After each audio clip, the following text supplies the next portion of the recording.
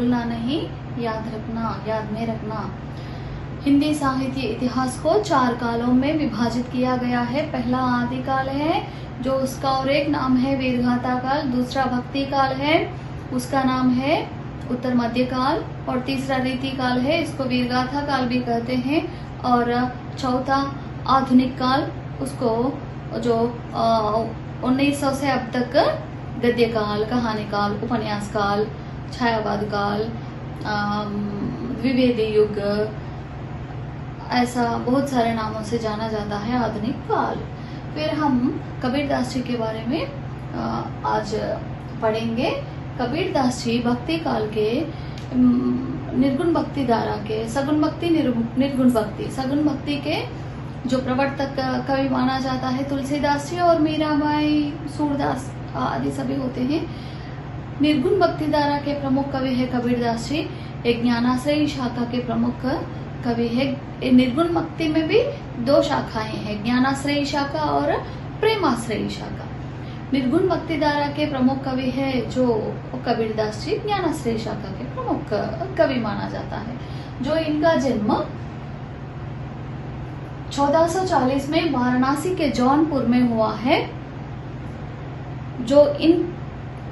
जो इनकी पैदा एक विधवा ब्राह्मणी के गर्भ में होने के कारण, लोक लाज के कारण, उस विधवा ब्राह्मणी ने नन्हे कबीरदास जी को लहर तारा नामक एक तालाब के किनारे छोड़कर चली जाती है। तब अपने वृत्ति धर्मानुसार व्यापार निमित्त जाकर लौट आने वाले नीरू और नीमा नामक जुलाहे दंपतियों ने इनको देखते हैं और ले जाकर पालन पोषण करते हैं। वो निसंतान दंपति थे। बहुत लाड प्यार से जो उनका पालन पोषण करते हैं। बच्चों को बहुत लाड प्यार करने से क्या करते हैं, उन लोग इधर उधर अभिषक्त रूप में घूमते हैं और माँ बाप के जो कथन को नहीं सुनते, बहुत लाड प्यार से पालते हैं। इसलिए उसी तरह का कबीरदास भी अपने माता पिता को कहना न मानकर इधर उधर अभिषक्त से घूमते रहे। जो उनके माता पिता रहने तक उनका जीवन याचिका अच्छी तरह चला, मगर माता पिता जी के जो मृत्युपरांत उनका कोई भी नहीं है देखभाल करने वाले, इसलिए जो उनके सुध के बारे में पूछने वाले भी कोई नहीं है, इसलिए वह इधर उधर अपनी इच्छानुसार घूमता रहता है। इसी तरह का एक दिन उन्होंने काशी के गंगा नदी के तट पर, काशी में गंगा माता प्रमुख पुण्य तीर्थ नदी, सिर्फ काशी में ही नहीं पूरे भारत देश में गंगा मैया को पवित्र जल, पवित्र नदी मानते हैं। उसी तरह का जो वाराणसी के गंगा नदी के किनारे एक दिन कबीरदास सोते हैं, सोया पड़ता है। उसी तरह का प्रातः काल में जो पूजा पाठ के लिए रामानंद नामक उस दिनों में रहने वाले नामी विद्वान भक्त और महापंडित रामानंद ने, जो रामानंद का जो पैर कबीरदास को लग जाता है, तब रामानंद जी ने हे राम ऐसा बहुत पश्चाताप से कहते हैं। उस राम शब्द कान में पड़ते ही कबीरदास उछलकर उठ बैठता है। तब रामानंद को देखकर उनके जो प्रणाम करते हैं, फिर तब से कुछ एक महिमा समझो, जो उनके मन पर जो एक माया ही समझो, उस दिन से वह श्री रामानंद जी के जो शिष्य बन जाता है। शिष्य ही नहीं बल्कि अपने जो गुरु के साथ पूरे ज्ञान बांटते समय उनके साथ ही रहते हैं, उनके साथ ही गांवों में पूरे देश में भ्रमण करते रहते हैं रामानंद जी के साथ। उस तरह का चलते चलते रामानंद जी का जो प्रिय शिष्य बन जाता है। एक दिन रामानंद जी का जो विवाह, कबीरदास जी का जो विवाह भी हो जाता है। जो उनकी पत्नी का नाम है लोई, और उन दोनों को 2 बच्चे भी होते हैं, कमाल और पुत्र, कमाली पुत्री। उस तरह उन्होंने अपने परिवार की जो देखभाल करने के लिए कपड़े बुनते थे, घर पर ही कपड़े बुनते थे। उनके साथी जो साधु सन्यासी जो उन दिनों में रहने वाले पंडित इनके घर में आकर बैठकर पूरे जो विज्ञान आपस में बांट लेते थे। और जब भी इन्होंने जो बताते हैं उनसे द्वारा बताई गई शब्दों को, शब्द भंडार को, ज्ञान भंडार को उनके शिष्य अक्षरबद्ध करते रहते थे। क्योंकि कबीरदास जी अनपढ़ थे, निरक्षर थे, मगर बहुत बड़े ज्ञानी थे।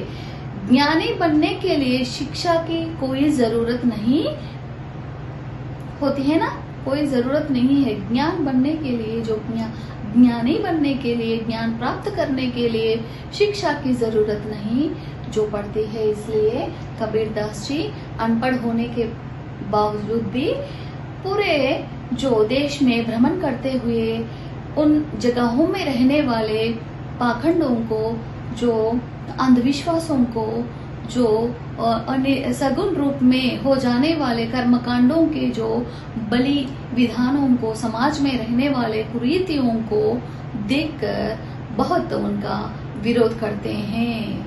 बाह्याडंबर का भी विरोध करते हैं कबीरदास जी, जो इस तरह का एक अनपढ़ कवि होने के बाद भी, साधु होने के बाद भी उनके द्वारा जो एक महाद्भुत ग्रंथ का जो आविष्कार हुआ उन्होंने लिखे हैं। मतलब उनके वाणी को आपके शिष्य ने ग्रंथस्थ करते हैं, उसका नाम है बीजक। फिर जो इनकी भाषा के बारे में आए तो इनकी भाषा है सदुक्कड़ी। सदुक्कड़ी मतलब साधु संतों की भाषा। जो हमारी तेलंगाना की भाषा है तेलुगु, उसी तरह का अनेक प्रकार के राज्यों के, राष्ट्रों के अपने अपने भाषाएं होते हैं। मगर भ्रमण करने वाले साधु संतों की यह प्रत्येकता होती है कि उन लोग जिधर भी जाते हैं वहां से शब्दों को लेते हैं। शब्दों को लेकर जो अपने बातचीत करने में, नहीं तो ग्रंथस्थ करने में उनका उपयोग करते हैं। उसी तरह का कबीरदास जी की भाषा भी सदुक्कड़ी कहलाती है, जो इनकी भाषा में फारसी, अरबी और उर्दू, हिंदी के शब्द मिलता है। इसी तरह का सदुक्कड़ी भाषा में जो इनका जो ग्रंथ है बीजक, उनमें 3 भाग हैं। साकी, सबद, रामायणी। साकी में दोहे होते हैं, सबद में पद्य होते हैं, रामायणी में छप्पे होते हैं। पूरे व्याकरणबद्ध युक्त पद्य, दोहे, छप्पे हमको जो इसी ग्रंथ में मिलते हैं। फिर कबीरदास जी ब्राह्मणी के गर्भ में पैदा हो गए हैं। फिर पालन पोषण करने वाले नीरू और नीमा के जो जुलाहे दंपत्ति, समाज में रहने वाले उनके आसपास, जौनपुर के आसपास, वाराणसी के आसपास रहने वाले लोग यह झगड़ा करते हैं कि कबीरदास जी हमारे जाति पंथ के हैं, बोले तो हमारी जाति पंथ के हैं। हमारे मुसलमान हैं, बोले तो हमारे नहीं, हमारे हिंदू कवि है। इस तरह का उन लोग आपस में लड़ लेते थे। मगर कबीरदास कभी भी जो जाति, धर्म, वर्ण भेदों को नहीं मानते हैं। इसलिए मैं किसी जाति का, किसी धर्म का आदमी नहीं हूँ, बोलते थे कबीरदास जी। इन्होंने बहुत कठिन नाद सिद्धों का जो हठ योग को सीखे थे। बहुत कठिन परिश्रम करके जो नादों के, सिद्धों के पास रहकर उनके जो हठ योग का प्राप्त करते हैं। जो उनकी जो रचनाओं में हमको मिलते हैं कि गुरु को अधिक प्राधान्य देते हैं। जो भगवान से भी बढ़कर गुरु को मानते हैं इन्होंने कबीरदास। गुरु के क्योंकि जो उनका निजी स्वयं अनुभव है कि जो गुरु के द्वारा ही वह अद्भुत महान व्यक्ति बन गए हैं, इसलिए गुरु की महिमा को वे अधिक प्राधान्य देते हैं। ऐसा करते हुए वे कहते हैं कि गुरु गोविंद दोनों खड़े काके लागो पाए, बलिहारी गुरु आपने गोविंद दियो बताए बोलते हैं। मतलब हमारे पास गुरु और भगवान दोनों खड़े रहने पर मैं गुरु को ही प्रथम नमस्कार करूंगा, क्योंकि गुरु के बारे में, भगवान के बारे में जो ज्ञान प्राप्त करने वाले, देने वाले हमारे जो गुरु ही हैं, ऐसे बोलते हैं। इसलिए गुरु की महिमा को वे बहुत प्रथम स्थान देते हैं। फिर गुरु कुंभ है शिष्य, गुरु कुम्हार है शिष्य कुंभ, गड़ी गड़ी काटे कोट, अंतर हाथ सहार दे बाहर बाहे छोट। ये कहते हैं कि गुरु जितना भी मूर्ख हो, अज्ञानी हो, निरक्षर हो, उसको ज्ञानी बनाते हैं।